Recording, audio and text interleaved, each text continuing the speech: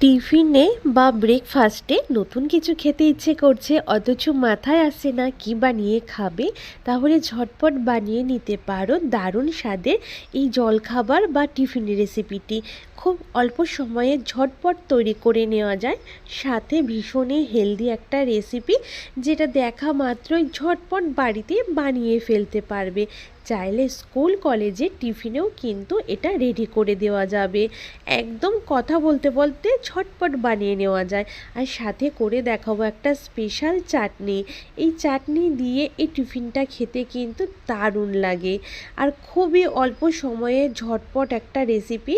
আর তাই প্রথম থেকে শেষ পর্যন্ত রেসিপিটা দেখো, আমার সমস্ত বন্ধুদের খুব ভালো লাগবে। নমস্কার বন্ধুরা, ওয়েলকাম টু রূপাস ফুড স্টোরিতে আরও একটা নতুন রেসিপি নিয়ে হাজির হয়ে গেছি। আর এগুলো ভেতর থেকে ভীষণই সফট আর নরম হয়, আর ওপরটা একটু ক্রিস্পি ভাব থাকে। ঝটপট শুরু করে দিই তাহলে রেসিপি। প্রথমে নিয়ে নিয়েছি একটা কড়াই। প্রথমে চাটনিটা রেডি করে নেব। কড়াইতে দিয়ে দিয়েছি একটু সাদা তেল। তেলটা গরম হয়ে যাবার পর দিয়ে দেব আমি এখানে চিনেবাদাম। দেখো আমি এখানে কিছুটা চিনেবাদাম দিয়ে ভালো করে একটু ভেজে নেব।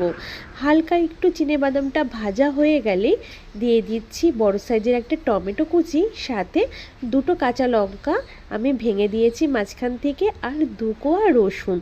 খুব ভালো করে একসাথে এগুলোকে একটু নেড়ে চেড়ে ভেজে নিতে হবে, যাতে টমেটোটার থেকে কাঁচা গন্ধটা চলে যায়। দেখো কিছুক্ষণ নেড়ে চেড়ে ভেজে নেবার পর এখানে আমি দিয়ে দেবো এবার স্বাদ অনুযায়ী লবণ। লবণটা দিয়ে দিলে টমেটোটা একটু তাড়াতাড়ি সেদ্ধও হয়ে যাবে, সাথে ভাজাটাও খুব ভালো হবে। আর রঙের জন্য দিয়ে দিলাম একটু কাশ্মীরি লাল লঙ্কার গুঁড়ো। তবে কেউ যদি অপছন্দ করো তাহলে এটা বাদ দিতে পারো। এবার একটু আবার 2-3 মিনিট নেড়ে চেড়ে ভালো করে ভেজে নিতে হবে। আর খুব সহজ ঝটপট একটা চাটনির রেসিপি, এটা কম সময়ে তাড়াতাড়ি তৈরি করে নেওয়া যায়। দেখো এইভাবে ভেজে নিয়েছি, টমেটোটা খুব সুন্দর হয়ে গেছে। নামিয়ে ঠান্ডা করে নেব। এবার নিয়ে নিয়েছি ছোট একটা মিক্সিং জার। আমি যতটা বানাবো সেই অনুযায়ী 1 বাটি সুজি নিয়ে নিয়েছি। আর দিয়ে দিলাম একটা সেদ্ধ আলু। সেদ্ধ আলু আগে থেকেই করে রেখেছিলাম আলুটাকে, সেই সেদ্ধ আলু দিয়ে দিয়েছি। আর দিয়ে দিলাম 1 বাটি মতন জল। এবার খুব ভালো করে একটা পেস্ট বানিয়ে নেব। দরকার পড়লে আরও একটু জল দিয়ে পেস্ট করে নেওয়া যাবে। দেখো পেস্টটা খুব সুন্দর করে বানিয়ে নিয়েছে, স্মুথ হয়েছে ভীষণই। এবার বাটির মধ্যে ঢেলে নিচ্ছি পেস্টটাকে। পুরো পেস্টটা এখানে ঢেলে নিয়েছি। ব্যাটারটা কিন্তু এখন অনেকটাই গাঢ় রয়েছে, তাই মিক্সির বাটির মধ্যে একটু জল দিয়ে ভালো করে, বাটিতে অনেকটাই ব্যাটার ছিল সেটাকে ধুয়ে নিয়ে নিয়েছি বাটির মধ্যে। এবার দিয়ে দেবো এখানে স্বাদ অনুযায়ী লবণ, আর দিয়ে দেবো কিছু সবজি। নিয়ে নিয়েছি একটু পেঁয়াজ কুচি, একটু টমেটো কুচি, ধনিয়া পাতা কুচি, আমি গাজর একটু গ্রেট করে নিয়েছি, সাথে একটু লঙ্কা কুচি। চাইলে তোমরা ক্যাপসিকাম, বিনস এগুলোও দিতে পারো।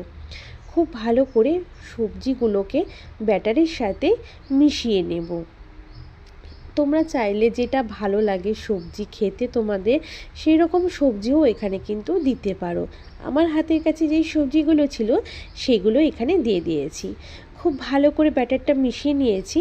আর দিয়ে দিয়েছি এখানে 1/2 চামচ মতন বেকিং সোডা।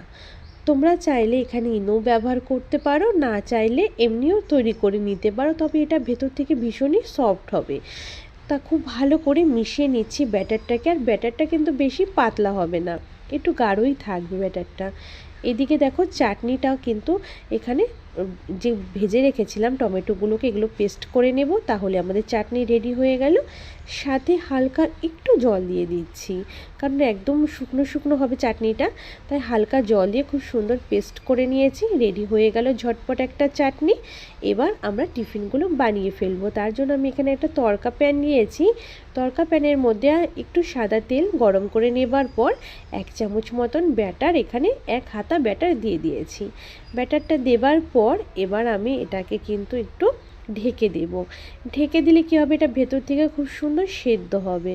আর এটা কিন্তু একদম লো টু মিডিয়ামের মাঝে রেখে কিন্তু টিফিনটা বানিয়ে নিতে হবে। হাই ফ্লেমে কখনোই বানাবে না, তাহলে ভেতর থেকে কিন্তু কাঁচা থেকে যাবে।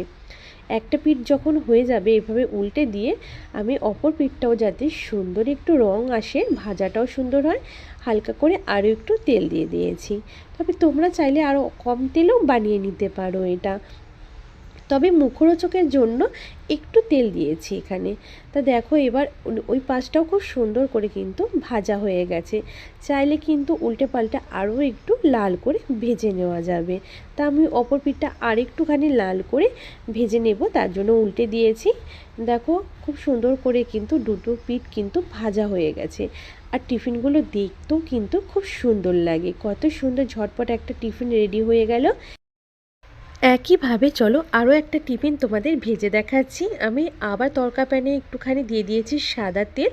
সাদা তেল দেবার পর আবার 1 হাতা মতন ব্যাটার এখানে দিয়ে দিয়েছি।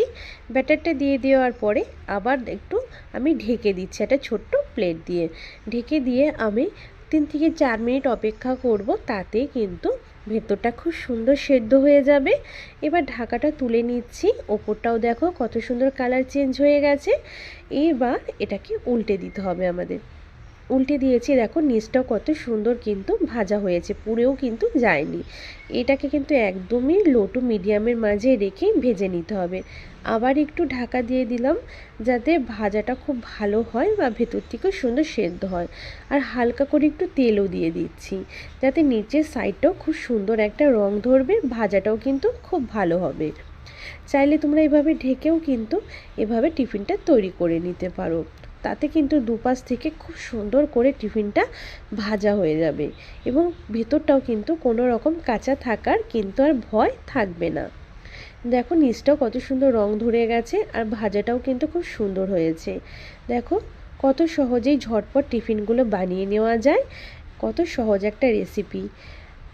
এইভাবে কিন্তু আমি সমস্ত টিফিনগুলো বানিয়ে নিয়েছি বন্ধুরা। আর প্লেটে দেখো আমি এখানে সার্ভ করে নিয়েছি চাটনির সাথে। আর এগুলো কিন্তু চাটনি দিয়ে ভরিয়ে খেতে কিন্তু দারুণ লাগে।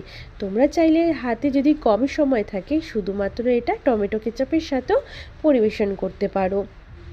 আর ভেতর থেকেও দেখো কত সুন্দর সেদ্ধ হয়ে গেছে, আমি ভেঙেও দেখিয়ে দিয়েছি। তাহলে আজকের রেসিপিটা যদি ভালো লাগে অবশ্যই লাইক করে দিও, ভিডিওটা অন্যান্য বন্ধু ফ্যামিলি বন্ধুদের মাঝে একটু শেয়ার করে দিও। নতুন বন্ধু হয়ে আসলে অবশ্যই আমার চ্যানেলটা সাবস্ক্রাইব করে নিও, পাশে থাকা বেল আইকনটাও প্রেস করে দিও। আমি এই রকমের কিন্তু নিত্য নতুন ভিডিও রেসিপি সবসময় আপলোড করে থাকি, তাই অবশ্যই রেসিপিগুলো দেখার জন্য বেল বাটনটা অল করে রেখো।